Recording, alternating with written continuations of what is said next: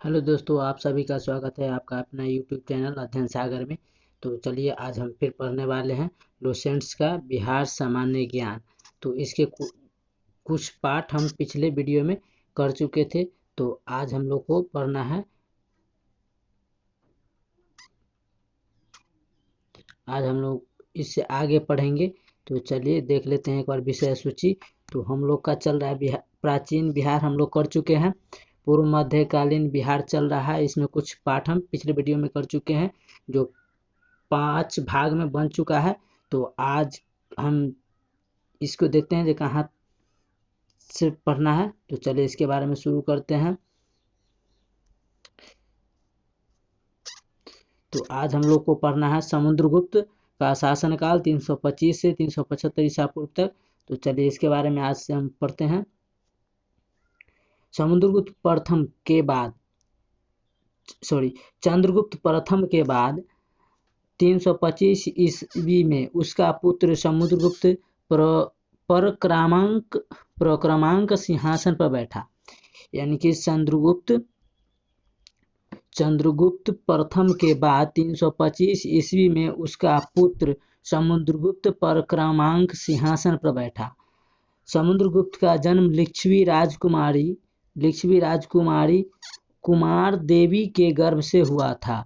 समुद्रगुप्त का जो जन्म हुआ था वो लिच्छवी के राजकुमारी कुमार देवी के गर्भ से हुआ था।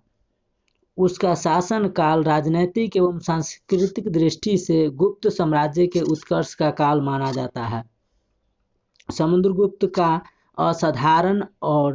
असाधारण सैन्य योग्यता वाला सम्राट और महान विजेता था। अपने विभिन्न युद्धों में समुद्रगुप्त ने भिन्न भिन्न नीतियों का अनुसरण किया था। एक बार और रिपीट कर लेते हैं। समुद्रगुप्त एक असाधारण सैन्य योग्यता वाला सम्राट था, ठीक, और महान विजेता था। अपने विभिन्न युद्धों में समुद्रगुप्त ने भिन्न भिन्न नीतियों का अनुसरण किया, जिससे उसकी कूटनीति एवं राजनीतिक सूझबूझ का परिचय मिलता है।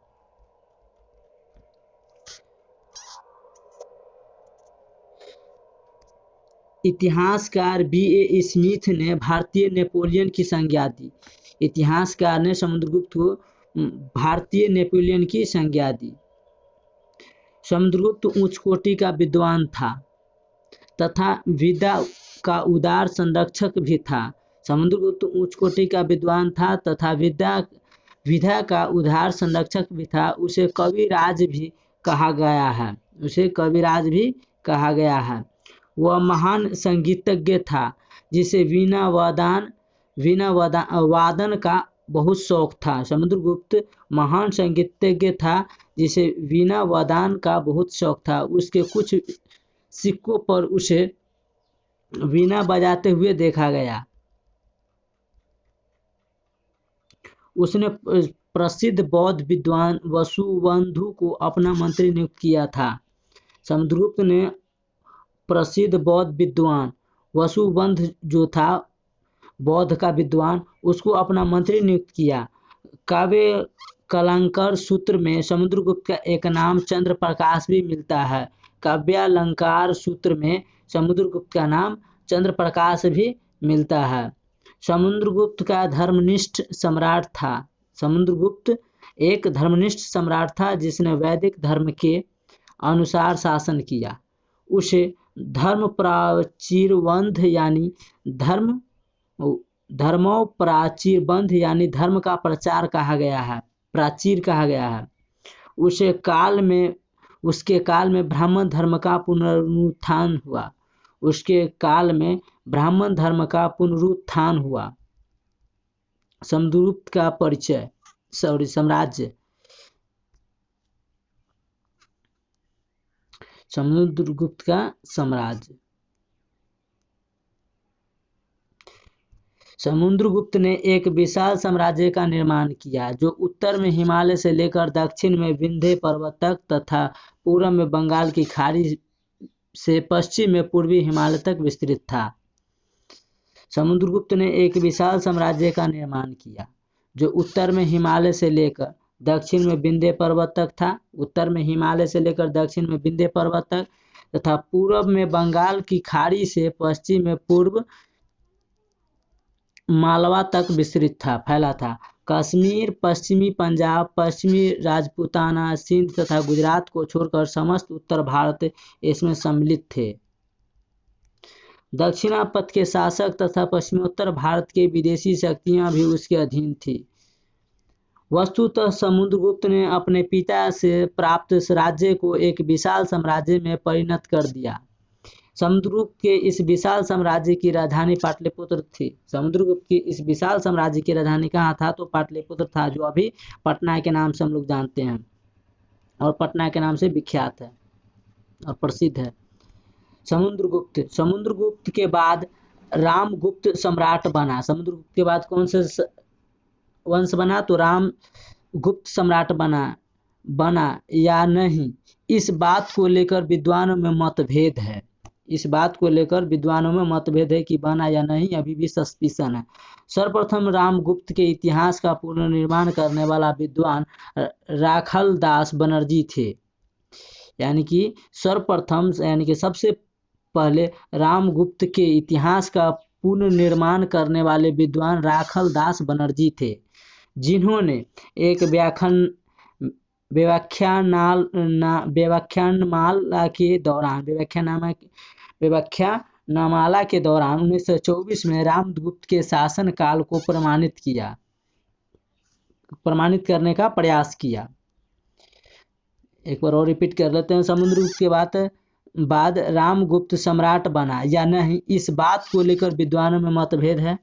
सर्वप्रथम रामगुप्त के इतिहास का पुनर्निर्माण करने वाले विद्वान राखलदास बनर्जी थे, जिन्होंने एक व्याख्यानमाला के दौरान 1924 में रामगुप्त के शासनकाल को प्रमाणित करने का प्रयास किया। विभिन्न साक्ष्यों से पता चलता है कि समुद्रगुप्त के दो पुत्र थे। विभिन्न साक्ष्यों से पता चलता है कि समुद्रगुप्त के दो पुत्र थे, रामगुप्त तथा चंद्रगुप्त। दोनों भाइयों में बड़ा होने के कारण रामगुप्त पिता की मृत्यु के बाद 375 ईस्वी में गद्दी पर बैठा, परंतु वह निर्बल एवं कायर शासक था। दोनों भाइयों में बड़ा होने के कारण रामगुप्त पिता की मृत्यु के बाद 375 में गद्दी पर बैठा रामगुप्त, परंतु वह निर्बल एवं कायर शासक था। कौन? रामगुप्त। उसके काल में शकों ने गुप्त साम्राज्य पर आक्रमण किया, जिसमें रामगुप्त पराजित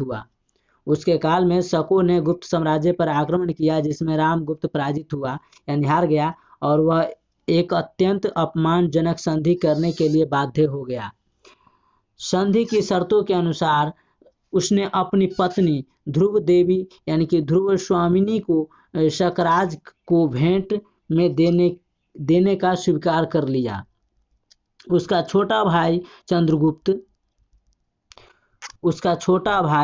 चंद्रगुप्त स्वभाव से बड़ा वीर तथा स्वाभिमानी था। उसे यह शर्त अपने कुल की मर्यादा के विपरीत लगी, यानी कि उल्टा लगा।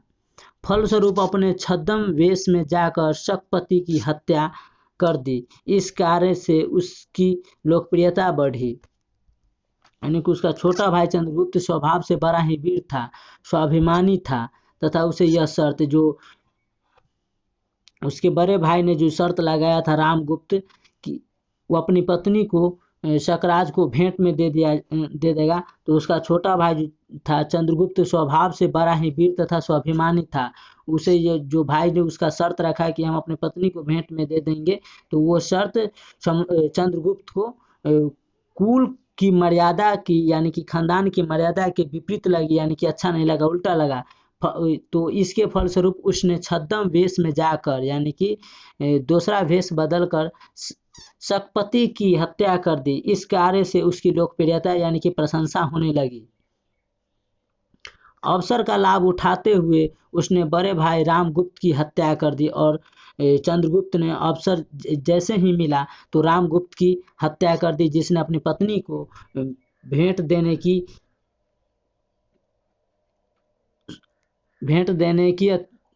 शर्त लगाया था। उसकी पत्नी से विवाह कर लिया, यानी कि वो समुद्रगुप्त ने रामगुप्त की हत्या कर दी। उसके बाद उसकी पत्नी से चंद्रगुप्त ने शादी कर ली तथा मगध शासक बन बैठा।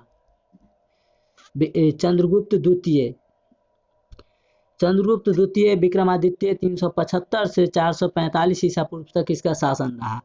तो चलिए चंद्रगुप्त के बारे में पढ़ते हैं। चंद्रगुप्त द्वितीय 375 ईस्वी में सिंहासन पर आसीन यानी कि बैठा। 375 ईस्वी में सिंहासन की गद्दी पर बैठा। वह चंद्रगुप्त की प्रधान महिषी दत्त देवी से उत्पन्न हुआ था। वह राजवंश का सर्वाधिक महत्वपूर्ण एवं शक्तिशाली शासक बना। देवी चंद्रगुप्त एवं हर्षचरित में चंद्रगुप्त द्वितीय को शाकाहारी शकों पर विजय प्राप्त करने वाला कहा गया। देवी चंद्रगुप्त एवं हर्षचरित में चंद्रगुप्त द्वितीय को शाकाहारी शकों पर विजय प्राप्त करने वाला कहा गया। 389 ईस्वी में शकराज रुद्र सिंह पर विजय प्राप्त करने की खुशी में उसने विक्रमादित्य की उपाधि धारण कर लिया था। 389 ईस्वी में शकराज रुद्र सिंह पर विजय प्राप्त करने की खुशी में चंद्रगुप्त ने उसने विक्रमादित्य की उपाधि धारण कर लिया। विक्रमादित्य की प्रथम ज्ञात तिथि गुप्त संवत 61 अर्थात 380 ईस्वी है, जो उसके मथुरा स्तंभ से प्राप्त होती है। यह लेख उसके शासन काल के 5वें वर्ष का है।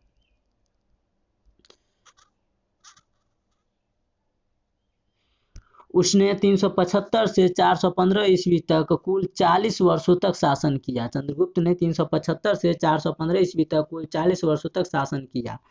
चंद्रगुप्त द्वितीय के अन्य नाम देव, देवगुप्त, देवराज, देवश्री आदि थे। चंद्रगुप्त के 4 अन्य नाम थे देव, देवगुप्त, देवराज और देवश्री।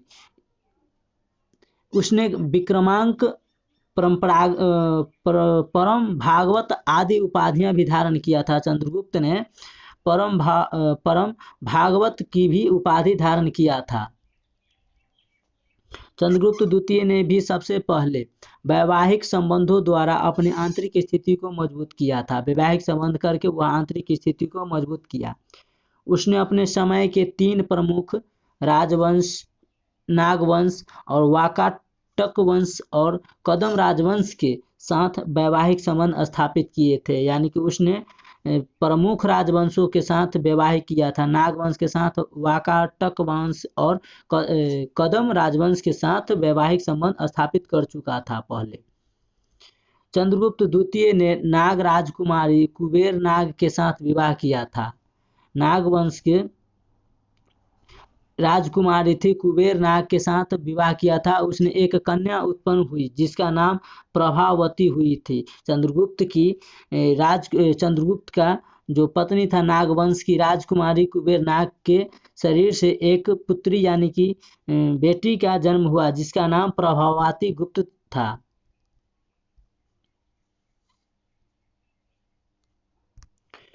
वाकाटकों का सहयोग पाने के लिए चंद्रगुप्त ने अपनी पुत्री प्रभावती गुप्त का विवाह वाकाटक नरेश रुद्रसेन द्वितीय के साथ कर दिया था। यानी कि वाकाटकों का सहयोग पाने के लिए, उस वंश से सहयोग पाने के लिए चंद्रगुप्त ने अपने जो पुत्री थी उसका प्रभावती गुप्त का विवाह वाकाटक नरेश रुद्रसेन द्वितीय के साथ कर दिया। 390 ईस्वी रुद्रसेन का निधन हो गया। 390 ईस्वी में रुद्रसेन का निधन हो गया। उसका यानी चंद्रगुप्त के दामाद जो थे, यानी कि उसका बेटी, चंद्रगुप्त का बेटी था प्रभावती, उसका पति था रुद्रसेन। तो उसका 390 ईस्वी में रुद्रसेन का निधन हो जाने के कारण प्रभावती अपने 2 अल्पवयस्क पुत्रों दिवाकर सेन तथा दामोदर सेन की संरक्षिका बनी। उसके प्रभावती की पति मर जाने के बाद अपने 2 पुत्र यानी कि उसके 2 पुत्र हुए अल्पवयस्क पुत्रों को दिवाकर सेन तथा दामोदर सेन की संरक्षिका बनी। प्रभावती गुप्त के सहयोग से चंद्रगुप्त ने गुजरात और कठियावाड़ पर विजय प्राप्त किया था। कठियावाड़ पर विजय प्राप्त किया। वाकाटकों और गुप्त के सम्मिलित शक्ति से शकों का उन्मूलन किया गया। अपने विजयों के उपलक्ष्य में चंद्रगुप्त द्वितीय ने काशी के नजदीक नगवा नामक स्थान पर अश्वमेध यज्ञ किया था। अपने विजय के उपलक्ष्य में चंद्रगुप्त द्वितीय ने जब विजय प्राप्त किया तो चंद्रगुप्त द्वितीय ने काशी के नजदीक नगवा नामक स्थान पर अश्वमेध यज्ञ किया था।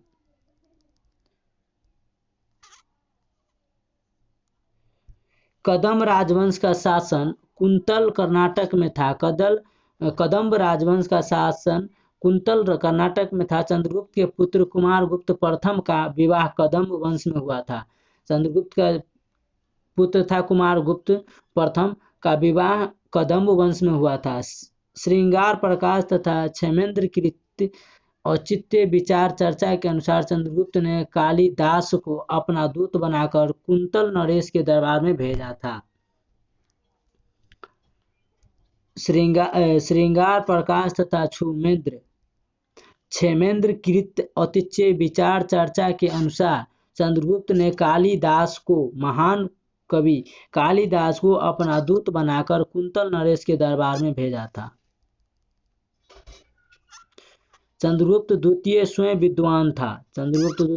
विद्वान था। वह विद्वानों को आश्रयदाता भी था। यानी कि आश्रय देता था रहने के लिए। उसके काल में पाटलिपुत्र एवं उज्जैन विद्या के प्रमुख केंद्र था, यानी कि शिक्षा वहाँ के लिए बहुत महत्वपूर्ण फेमस था।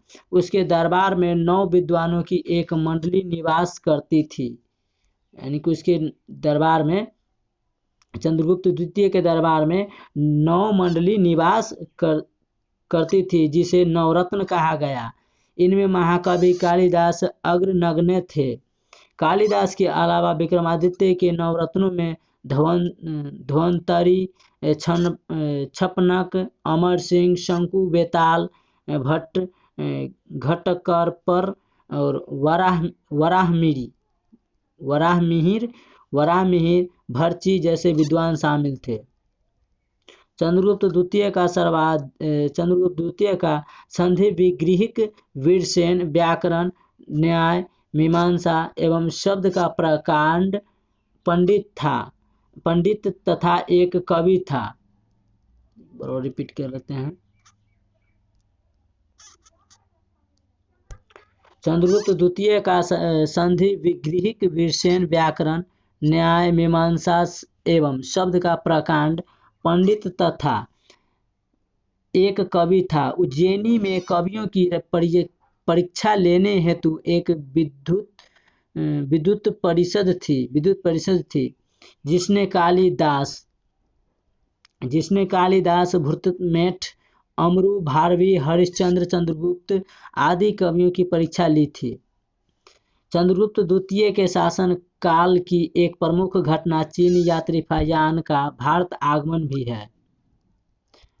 चंद्रगुप्त द्वितीय के शासन काल की एक प्रमुख घटना थी जो चीनी यात्री फाहियान भारत में आया था। 399 से 414 ईस्वी तक उसने भारत के विभिन्न स्थानों का भ्रमण किया। चीनी यात्री फाहियान ने 399 से 414 ईस्वी तक उसने भारत के विभिन्न स्थानों का भ्रमण किया, यानी कि घूमा फिरा। उसका भ्रमण वृत्तांत फोवो की चंद्रगुप्त कालीन भारत की सांस्कृतिक दशा का सुंदर निरूपण करता है। चंद्रगुप्त द्वितीय का काल ब्राह्मण धर्म के चरमोत्कर्ष का काल रहा।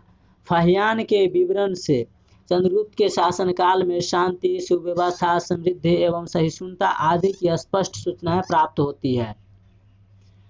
मेहरौली लौह स्तंभ लेख और चंद्रगुप्त विक्रमादित्य।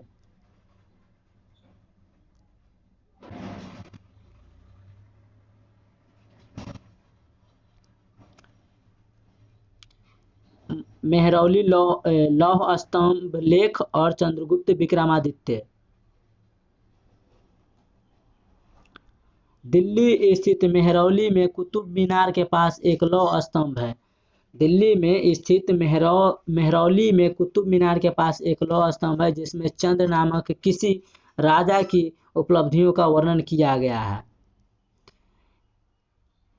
इस लेख की लिपि गुप्त काल की है। इस लेख की लिपि जो है सो गुप्त काल की है। इस लौह स्तंभ को लेकर विद्वानों के बीच हालांकि मतभेद है, किंतु इसमें वर्णित विवरणों के आधार पर कहा जा सकता है कि यह लौह स्तंभ चंद्रगुप्त विक्रमादित्य का है।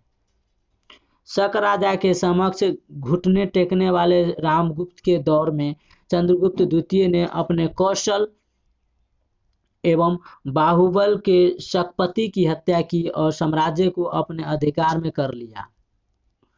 पूर्वी प्रदेशों, बंगाल आदि पर चंद्रगुप्त द्वितीय के विजयों की भी पुष्टि मेहरौली स्तंभ लेख से होती है। वह विष्णु का भक्त था और उसकी प्रिय उपाधि परम भागवत थी। संभवतः मेहरौली का लौह स्तंभ लेख चंद्रगुप्त की मृत्यु के पश्चात उसके पुत्र कुमारगुप्त प्रथम ने पिता की याद में उत्कीर्ण करवाया था।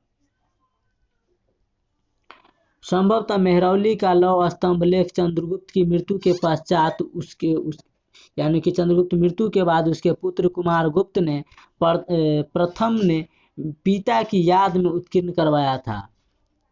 कुमारगुप्त प्रथम महेंद्रादित्य 415 से 455 ईसा पूर्व तक इसका शासन काल रहा, चंद्रगुप्त के बेटा कुमारगुप्त प्रथम का। चंद्रगुप्त द्वितीय के पश्चात यानी कि चंद्रगुप्त द्वितीय के बाद 415 ईस्वी में उसका पुत्र कुमारगुप्त प्रथम सिंहासन पर बैठा। वह चंद्रगुप्त द्वितीय की पत्नी ध्रुव देवी से उत्पन्न उसका सबसे बड़ा पुत्र था। ध्रुव देवी से उत्पन्न उसका बड़ा पुत्र था कौन? कुमारगुप्त। चंद्रगुप्त की द्वितीय पत्नी थी कौन? तो ध्रुव देवी से उत्पन्न उसका सबसे बड़ा पुत्र था कुमारगुप्त प्रथम। कुमारगुप्त का गोविंद गुप्त नाम एक छोटा भाई था। कुमारगुप्त का गोविंद गुप्त नामक एक छोटा भाई था जो कुमारगुप्त के समय बसाढ़ वैशाली का राज्यपाल था। कुमारगुप्त प्रथम का शासन शांति और सुव्यवस्था का काल था। उसके काल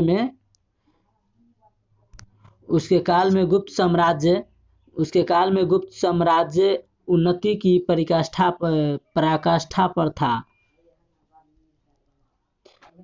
समुद्रगुप्त और चंद्रगुप्त द्वितीय ने जिस विशाल साम्राज्य का निर्माण किया उसे कुमारगुप्त ने संगठित एवं सुशासित बनाए रखा।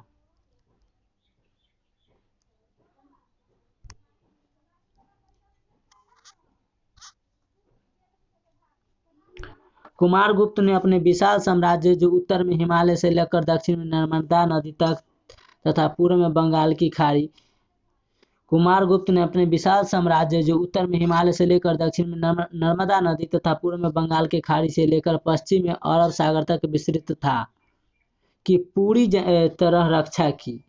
कुमारगुप्त ने चंद्रगुप्त के प्रथम पुत्र कुमारगुप्त ने 40 वर्षों यानी कि 415 से 455 ईस्वी तक शासन किया था, यानी कि कुल 40 वर्षों तक शासन किया कुमारगुप्त ने।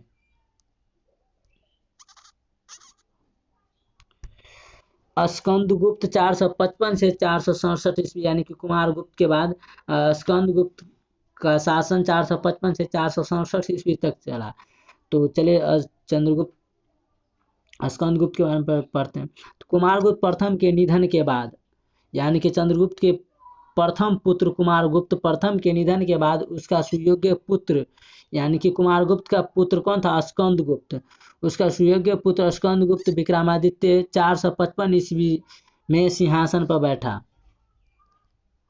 जूनागढ़ अभिलेख में उसके शासन की प्रथम तिथि गुप्त संवत 136 यानी 455 ईस्वी अंकित है। गढ़वा अभिलेख तथा चांदी के सिक्कों में अंतिम तिथि गुप्त संवत 148 यानी 467 उत्कीर्ण यानी कि छापा हुआ है, जिससे यह स्पष्ट होता है कि उसने 12 वर्षों तक शासन किया। स्कंदगुप्त एक महान विजेता एवं कुशल प्रशासक था तथा कुमारगुप्त के पुत्रों में सर्वाधिक योग्य एवं बुद्धिमान था।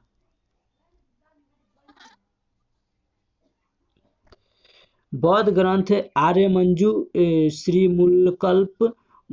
श्रीमूलकल्प में भी स्कंदगुप्त को श्रेष्ठ बुद्धिमान तथा धर्मवत्सल शासक कहा गया है। हुनों द्वारा इस देश के विनाश को लगभग आधी सदी तक रोककर उसने महान सेवा की और अपने इस वीरोचित कृति के कारण वह देश रक्षक के रूप में भी जाना जाता है।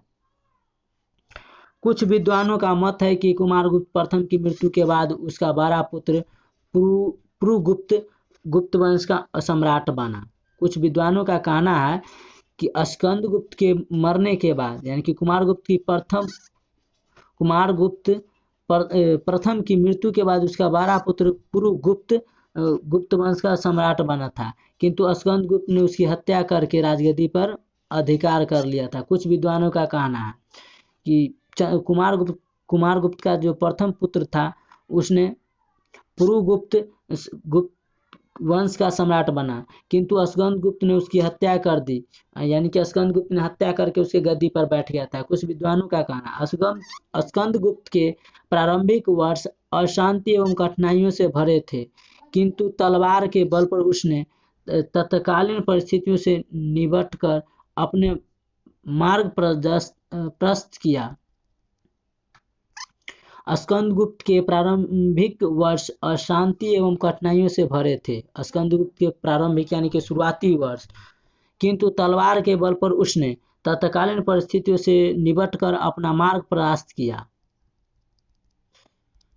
तत्कालीन परिस्थितियों से निपटकर उसने अपना मार्ग प्रदर्शित किया, यानी कि स्ट्रगल किया खूब। शुरुआती दौर उसका बहुत काफी अशांति और कठिनाई पूर्ण था। उसने अपने पिता के शासनकाल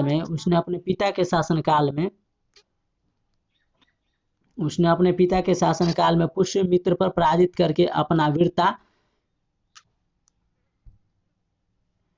उसने अपने पिता के शासनकाल में पुष्यमित्र को पराजित करके अपनी वीरता का परिचय दिया था। राजा बनने के पश्चात उसके सामने दूसरी विपत्ति आई। जब राजा बना उसका तो शुरुआती दौर में काफी स्ट्रगल करना पड़ा था, काफी कठिनाई दर्दनाक था, और जब राजा बना तो दूसरी विपत्ति आ चुकी, जो हुनो मध्य एशिया के बर्बर योद्धा प्रथम भारतीय आक्रमण था, जिसने गुप्त साम्राज्य को झकझोर दिया था। परंतु उसने हुनों के गर्व को चूर कर उन्हें देश के बाहर भगा दिया। स्कंदगुप्त ने हुनों को बुरी तरह से परास्त किया, यानी कि हराया, तथा उन्होंने देश से बाहर खदेड़ दिया, जिसका प्रमाण स्कंदगुप्त के जूनागढ़ अभिलेख में मिलता है। इस अभिलेख में हुनों का म्लेच्छ कहा गया है।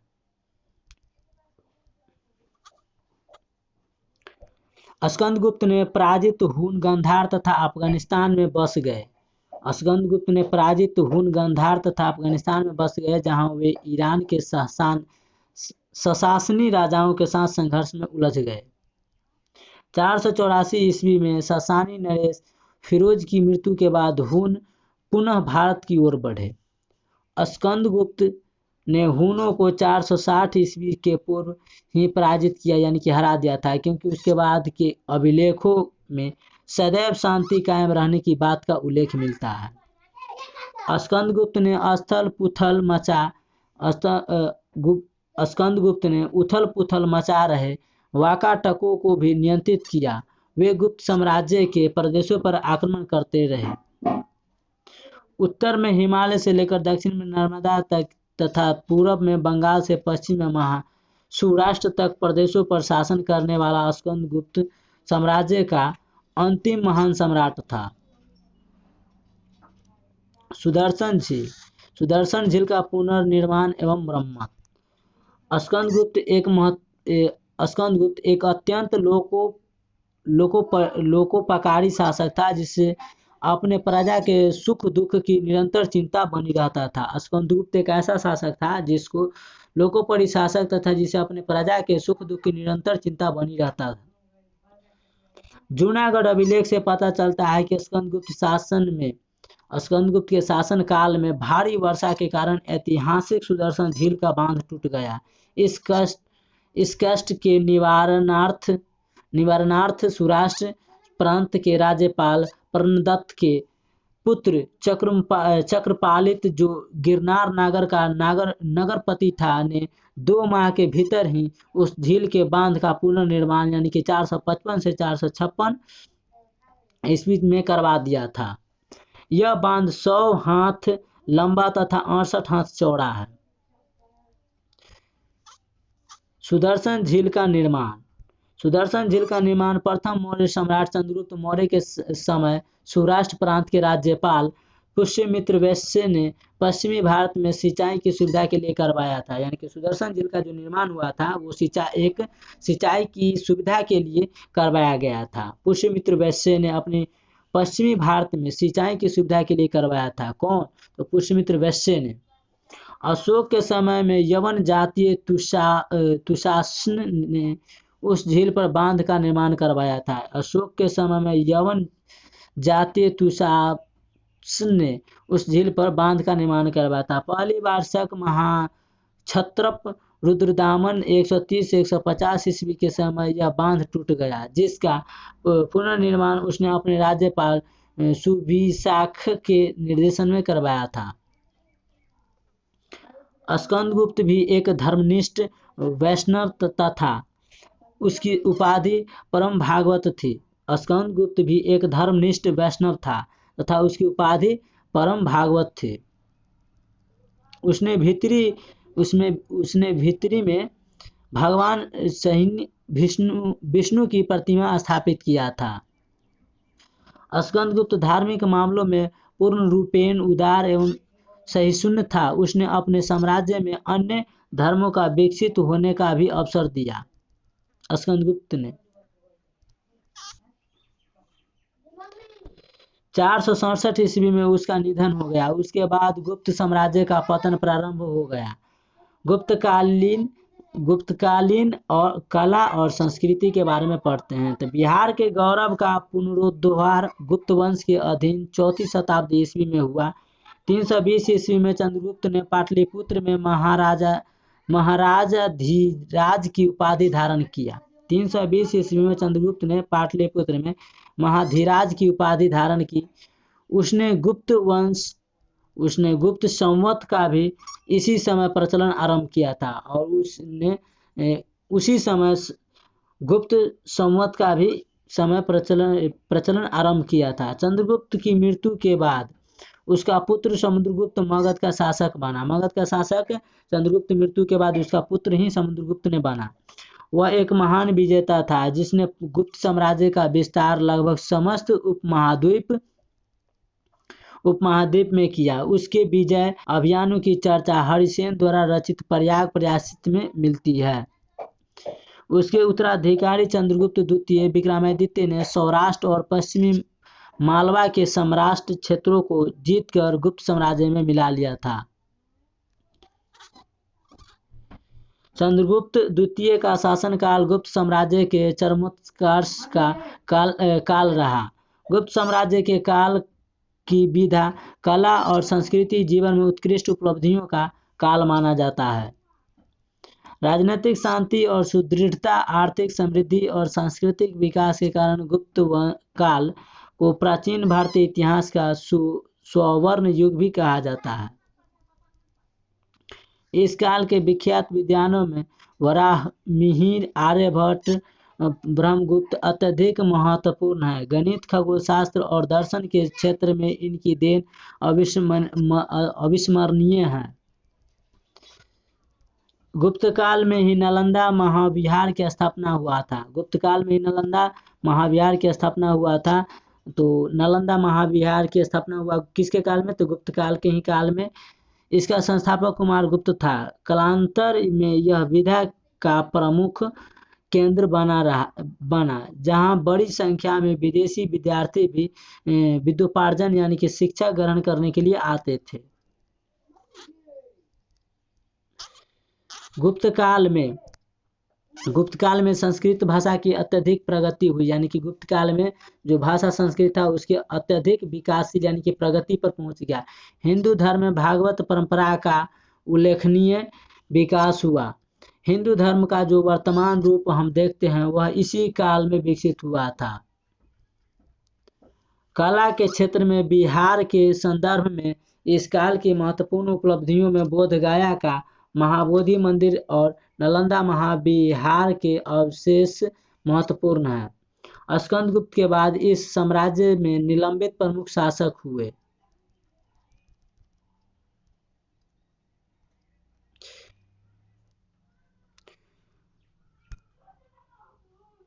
पुरुगुप्त स्कंदगुप्त को कोई संतान नहीं थी। पुरुगुप्त का शासन 467 से 473 ईस्वी तक चला। स्कंदगुप्त का कोई संतान नहीं था, अतः स्कंदगुप्त की मृत्यु के बाद सिंहासन पर पुरुगुप्त बैठा। स्कंदगुप्त की मृत्यु के बाद सिंहासन पर पुरुगुप्त बैठा और स्कंदगुप्त का कोई भी संतान नहीं था। पुरुगुप्त कुमारगुप्त का पुत्र था। कुमारगुप्त का पुत्र स्कंदगुप्त था तथा स्कंदगुप्त का सौतेला भाई था। स्कंदगुप्त को कोई संतान नहीं था, अतः स्कंदगुप्त की मृत्यु के बाद सिंहासन पर पुरुगुप्त बैठा। पुरुगुप्त कुमारगुप्त का पुत्र था तथा स्कंदगुप्त का सौतेला भाई था। पुरुगुप्त वृद्धावस्था में सिंहासन पर बैठने के कारण वह शासन सुचारू रूप से नहीं चला पाया और साम्राज्य पतनोन्मुख हो गया। पुरुगुप्त बौद्ध मत को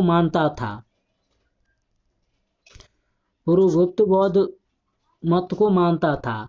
कुमारगुप्त द्वितीय का शासन 473 से 477 ईस्वी तक चला। पुरुगुप्त का उत्तराधिकारी कुमारगुप्त द्वितीय हुआ। सारनाथ लेख में कुमारगुप्त द्वितीय के संदर्भ में गुप्त संवत 154 यानी 473 ईस्वी में अंकित है। बुधगुप्त का शासनकाल 477 से 450 ईस्वी तक चला। कुमारगुप्त द्वितीय के बाद बुधगुप्त शासक बना। नालंदा से प्राप्त मुहर के अनुसार बुधगुप्त पुरुगुप्त का पुत्र था। नालंदा में जो मुहर प्राप्त हुआ उससे पता चलता है कि बुधगुप्त पुरुगुप्त का पुत्र था। उसकी माता का नाम चंद्र देवी था। बुधगुप्त के शासन काल की प्रथम तिथि सारनाथ लेख में गुप्त संवत यानी 157 यानी 477 ईस्वी में है।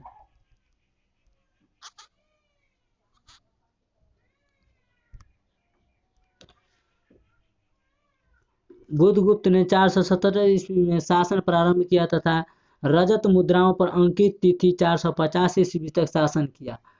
स्कंदगुप्त के उत्तराधिकारियों में बुधगुप्त सबसे शक्तिशाली शासक था, जिसने एक बड़े प्रदेश पर शासन किया।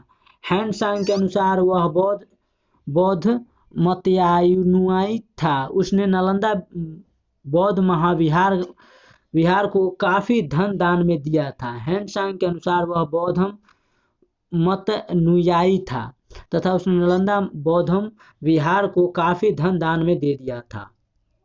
वह आखिरी गुप्त सम्राट था जिसने हिमालय से लेकर नालंदा तक और मालवा से लेकर बंगाल के भूभाग पर शासन किया था।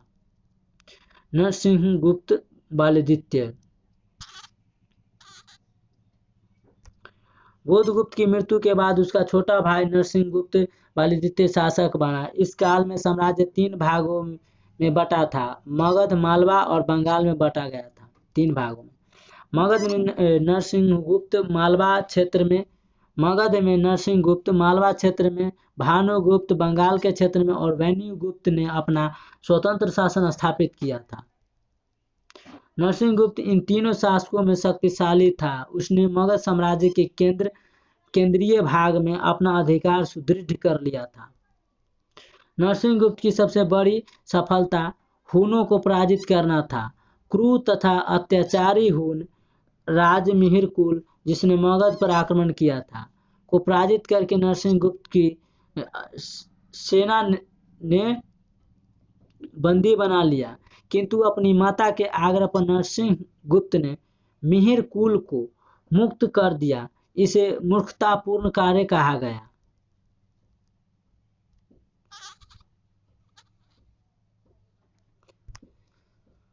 जनश्रुतियों के अनुसार मिहिरकुल अत्याचारी, मूर्तिभंजक और बौद्धों का हत्यारा था, परंतु वह एक कट्टर शैव भी था जिसने मिहिरेश्वर मंदिर की स्थापना किया था। जनश्रुतियों के अनुसार मिहिर कुल अत्याचारी और मूर्तिभंजक और बौद्धों का हत्यारा था, परंतु वह एक कटुशय भी था जिसने मिहिरेश्वर मंदिर का भी स्थापना किया था। नरसिंहगुप्त की धनुधर्राही प्रकार की मुद्राएं मिलती है। नरसिंहगुप्त बौद्धम तनुयायी था।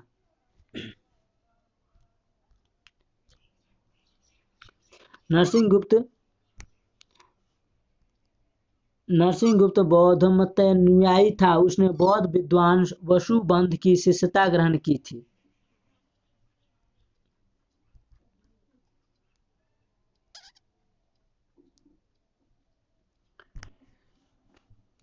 उसने अपने साम्राज्य को स्तूपों तथा विहारों से सुसज्जित करवाया था। उसी के काल में वसुबंधु का निधन हुआ था।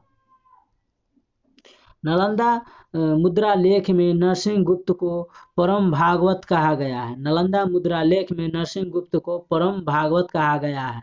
उसने बौद्ध धर्म अपना लेने के बावजूद पूर्वजों की तरह परम भागवत की उपाधि ग्रहण की थी। कुमारगुप्त तृतीय।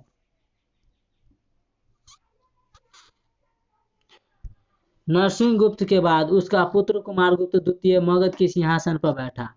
कुमारगुप्त तृतीय नरसिंहगुप्त के बाद उसका पुत्र यानी नरसिंहगुप्त का पुत्र था कुमारगुप्त तृतीय। उसने कुमारगुप्त तृतीय मगध के सिंहासन पर बैठा। भीतरी नालंदा के मुद्रालेख में उसकी माता का नाम महादेवी मित्र देवी मिलता है। कुमारगुप्त तृतीय गुप्त वंश का अंतिम महान शासक था। इसके संदर्भ में ताम्रपत्र में गुप्त संवत यानी कि 224 यानी 543 ईस्वी अंकित है।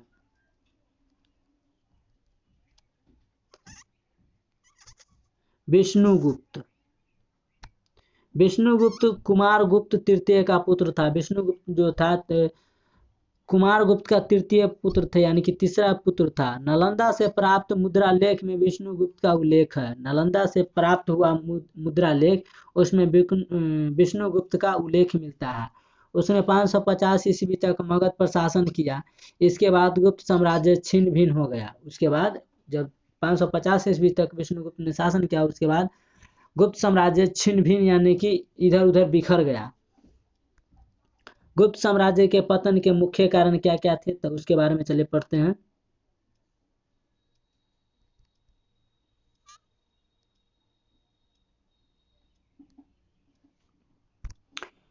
तो गुप्त साम्राज्य के पतन के मुख्य कारण क्या था?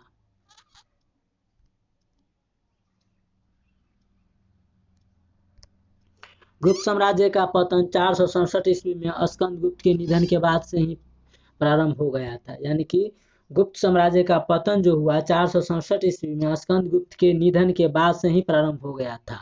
कुछ दिन पहले से ही यानी कि उसकी निधन के बाद से ही। क्योंकि स्कंदगुप्त के उत्तराधिकारियों में कोई भी महत्वाकांक्षी पराक्रमी योग्य व कुशल साबित नहीं हुए, बल्कि वे अपने पूर्वजों को भांति वैष्णव व परम भागवत की जगह बौद्धमतानुयायी तथा अहिंसा के उपासक थे, जो दान पुण्य में लिप्त हो गए। इस कारण वे साम्राज्य की रक्षा व विस्तार करने में असमर्थ हुए। परिणाम 550 ईस्वी में विष्णुगुप्त के निधन के साथ ही मगध में स्थापित गुप्त राजवंश का शासन समाप्त हो गया। मगध के परवर्ती गुप्त शासक का शासनकाल 480 से 725 ईस्वी तक चला।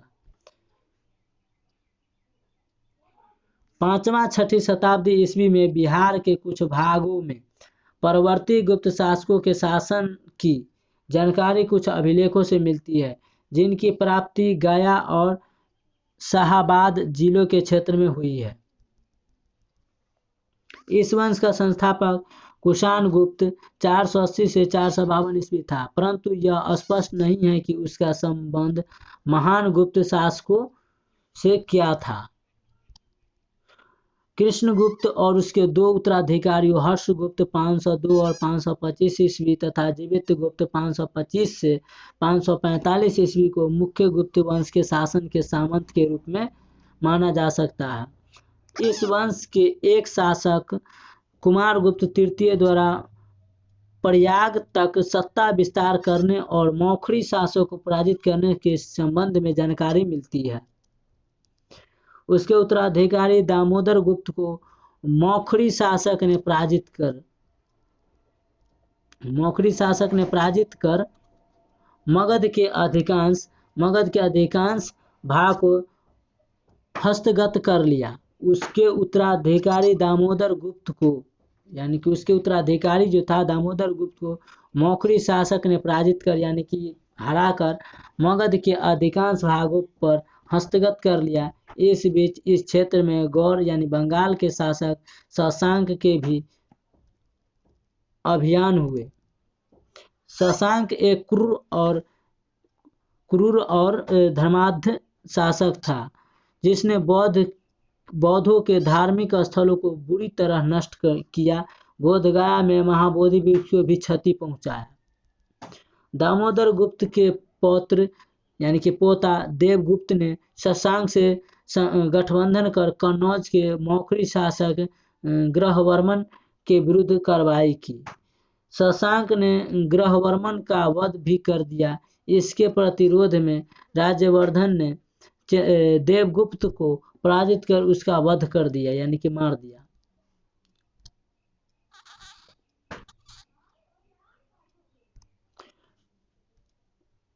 गुप्त साम्राज्य के पतन से हर्ष के शासनकाल के पूर्व तक बिहार के क्षेत्र का इतिहास नितांत संघर्ष का उदाहरण प्रस्तुत करता है। गुप्त साम्राज्य के पतन के वर्ष के शासनकाल के पूर्व तक बिहार के क्षेत्र का इतिहास नितांत संघर्ष का उदाहरण प्रस्तुत करता है। इसमें मगध के प्रवर्ती गुप्त शासक, कन्नौज के मौखरी शासक और बंगाल के गौर शासक भाग लेते रहे। 7वीं शताब्दी ईस्वी के आरंभ में जब हर्षवर्धन ने उत्तरी भारत में साम्राज्य विस्तार किया तो बिहार के कुछ भाग उसके नियंत्रण में आए। उसने परवर्ती गुप्त शासकों में माधव गुप्त को मगध के क्षेत्र में अपना प्रतिनिधि बनाया ताकि शशांक द्वारा किसी आक्रमण का निदान आसानी से कर सके। हर्ष की मृत्यु के पश्चात बिहार में पुनः अराजकता फैल गई। हर्ष की मृत्यु के पश्चात बिहार में अराजकता फैल गई। हर्ष की मृत्यु के पश्चात उत्तर भारत की राजनीतिक एकता का युग समाप्त हो गया। माधव गुप्त जो हर्ष का मित्र था और हर्ष के साथ कई युद्धों में भाग भी ले चुका था ने हर्ष की मृत्यु के पश्चात राजनीतिक अराजकता के युग में मगध में एक नए राजवंश की नींव डाली। यह राजवंश उत्तरकालीन गुप्त वंश के नाम से प्रसिद्ध था। इस नवीन राजवंश के शासक आदित्य सेन के अतिरिक्त शेष सभी राजाओं के नाम के अंत में गुप्त शब्द आता है। इस नवीन राजवंश के शासक आदित्य सेन के अतिरिक्त शेष सभी राजाओं के नाम के अंत में जो था उस गुप्त शब्द आता है। इसलिए इसे मगध का उत्तर गुप्त वंश भी कहते हैं। अपसड अभिलेख में 8 गुप्त राजाओं का उल्लेख हुआ। अपसड अभिलेख में 8 गुप्त राजाओं का विवरण यानी पढ़ने को उल्लेख मिलता है। चलिए 8 के बारे में पढ़ते हैं।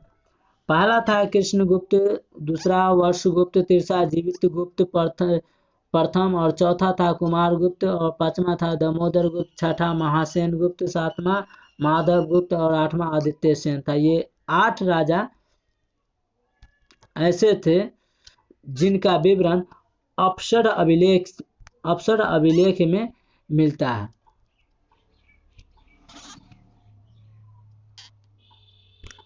देववर्णाक अभिलेख में 3 अन्य राजाओं के नाम का उल्लेख हुआ।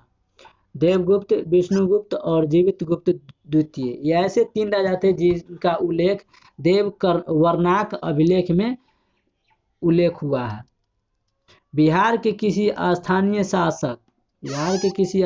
शासक अर्जुन ने चीनी यात्रियों को क्षति पहुंचाई। बिहार के किसी स्थानीय शासक ने अर्जुन ने चीनी यात्री को क्षति पहुंचाई। प्रतिशोध में तिब्बत और नेपाल के राजाओं ने संयुक्त रूप से बिहार पर आक्रमण कर दिया। संभवतः कुछ समय के लिए तिब्बत की संप्रभुता भी बिहार के कुछ भागों में स्थापित हुआ, यानी कि हो गई, जिसका अंत माधव गुप्त के पुत्र आदित्य सेन ने किया। उसका राज्य मगध उत्तर एवं पूर्वी बिहार, मुंगेर तथा भागलपुर के क्षेत्र तक विस्तृत था। संभवतः पूर्वी कन्नौज, बंगाल पर भी उसका नियंत्रण था। उसकी मृत्यु के कुछ ही समय बाद इस वंश का पतन हो गया। इस वंश का अंतिम शासक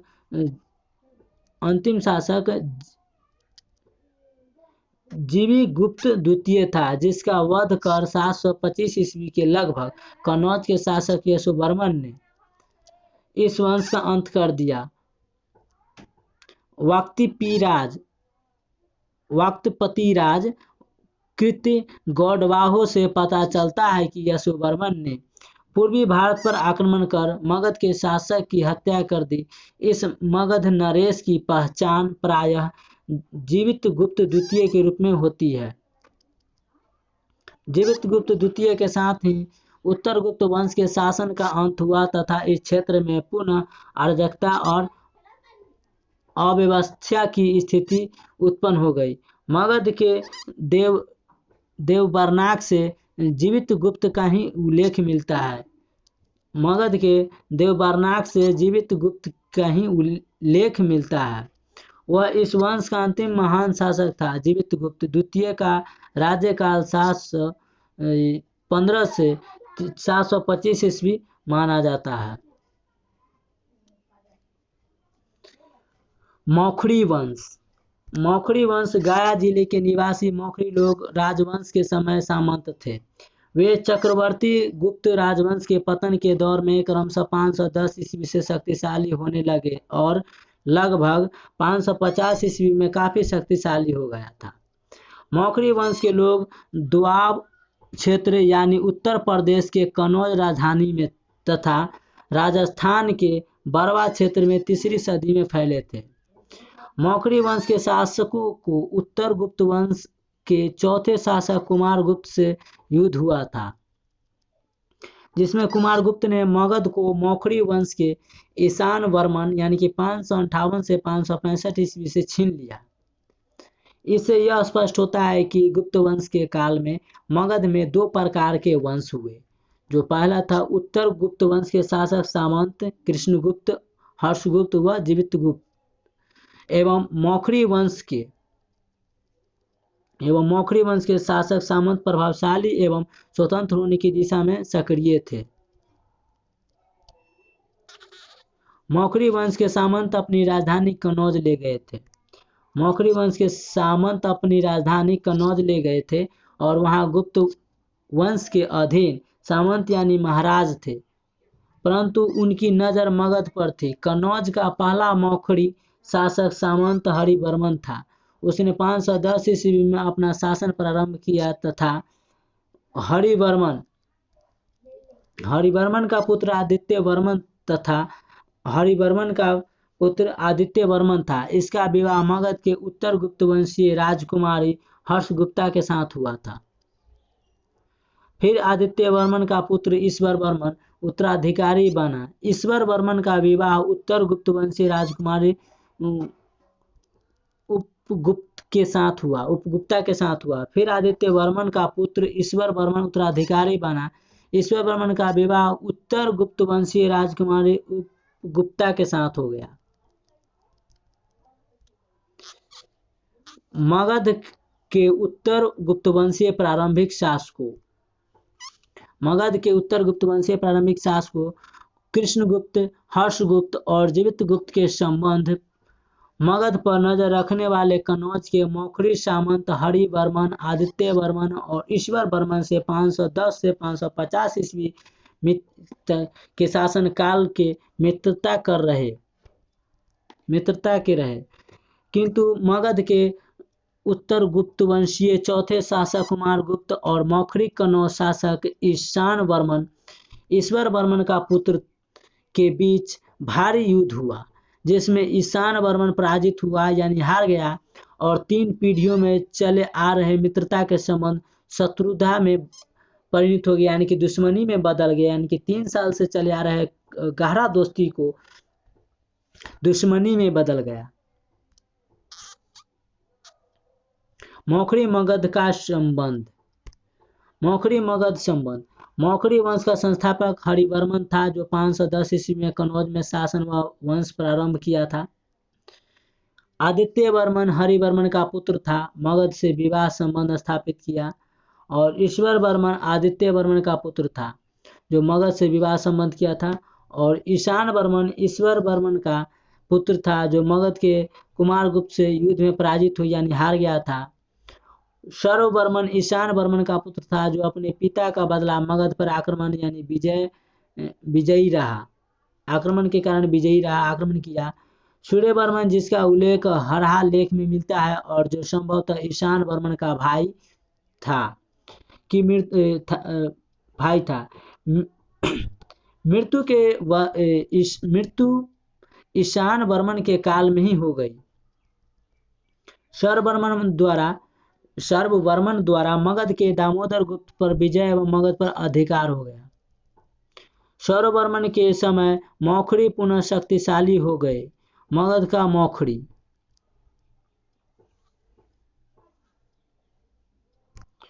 सर्ववर्मन के समय मौखरी पुनः शक्तिशाली हो गए। मगध को मौखरी अधिपत्य के अंतर्गत लाने वाले प्रथम शासक सर्ववर्मन ही था। सर्ववर्मन मौखरी वंश का सबसे शक्तिशाली शासक था, जिसने एक बड़े भूभाग पर 550 ईस्वी तक शासन किया था। सर्ववर्मन मौखरी वंश का सबसे शक्तिशाली यानी कि सर्ववर्मन मौखरी वंश का सबसे शक्तिशाली शासक था, जिसने एक बड़े भूभाग यानी कि बहुत बड़ा भाग में यानी कि 550 ईस्वी तक शासन किया था। अवंती वर्मन सर्ववर्मन का पुत्र था। शासनकाल इसका रहा 585 से 600 ईस्वी तक। मगध का महासेन गुप्त अवंती वर्मन का सामंत था। अवंती वर्मन एक शक्तिशाली राजा था, जिसके राज्य में कनौज के अलावा पूर्वी उत्तर प्रदेश एवं बिहार का एक बड़ा भूभाग सम्मिलित था। नालंदा से प्राप्त मुद्रालेख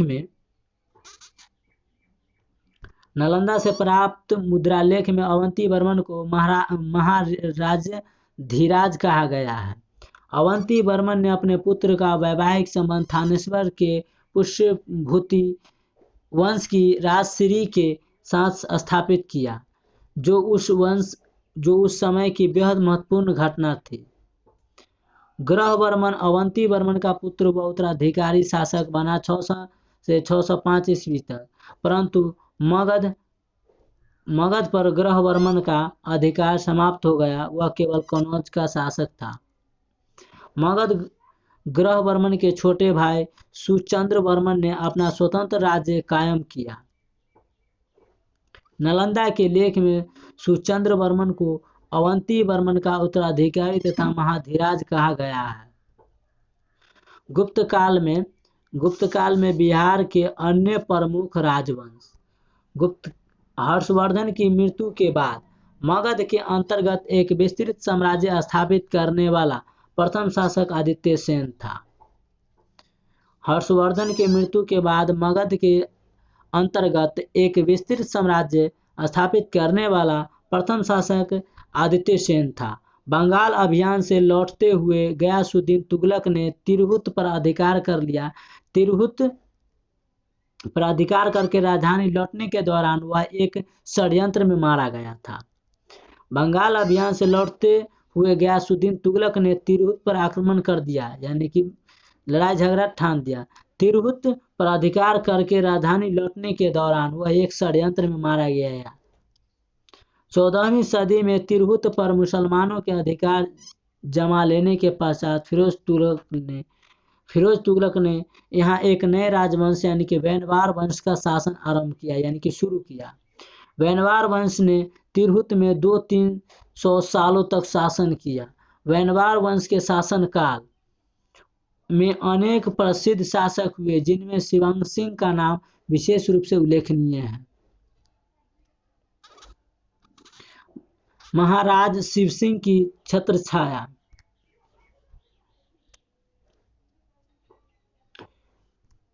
महाराज शिवसिंह की छत्रछाया में अमर कवि विद्यापति ने अपने काव्य की रचना की थी। तुर्क अफगान साम्राज्य के पतन के काल में और भारत पर अधिकार जमाने हेतु मुगलों और अफगानों में युद्ध छिड़ा रहा था।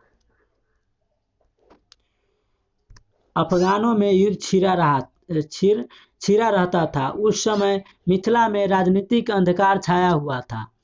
मुगल सम्राट अकबर ने महेश ठाकुर की विद्वता के पुरस्कार स्वरूप उन्हें मिथिला का राज्य दे दिया। महेश ठाकुर के वंश के शासकों ने आधुनिक युग तक मिथिला के सामाजिक तथा सांस्कृतिक प्रगति का मार्गदर्शन किया।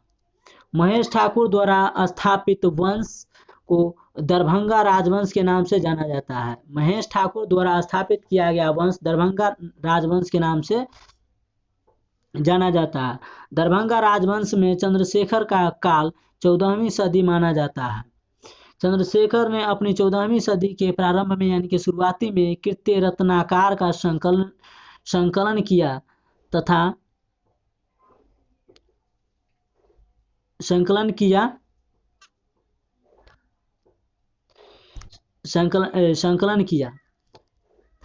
कृत्य रत्नाकर ग्रंथ के अनुसार 13वीं और 14वीं सदी में मिथिला के लोग विष्णु हरि तथा शिव के उपासक थे। तो आज हमारा ये क्लियर हो गया ये टॉपिक। तो नेक्स्ट वीडियो में इससे संबंधित कुछ प्रश्न करेंगे जो इम्पोर्टेंट हो जाता है। तो अगला नेक्स्ट वीडियो में हम इससे संबंधित कुछ प्रश्न के साथ मिलेंगे। तो आज के लिए इतना ही। और वीडियो आपको अच्छा लगा होगा तो आप एक लाइक, एक कमेंट्स और अपने दोस्तों के साथ शेयर करना नहीं भूलेंगे, अपने स्टडी ग्रुप में शेयर करना नहीं भूलेंगे और एक सब्सक्राइब करना और लाइक में करना भी नहीं भूलेंगे और एक कमेंट करना कि वीडियो आपको कैसा लगा। तो मिलेंगे नेक्स्ट वीडियो में इसी टॉपिक से संबंधित प्रश्न के साथ। तो आज के लिए इतना ही दोस्तों। Thank you. जय हिंद, जय भारत। मिलेंगे नेक्स्ट वीडियो में।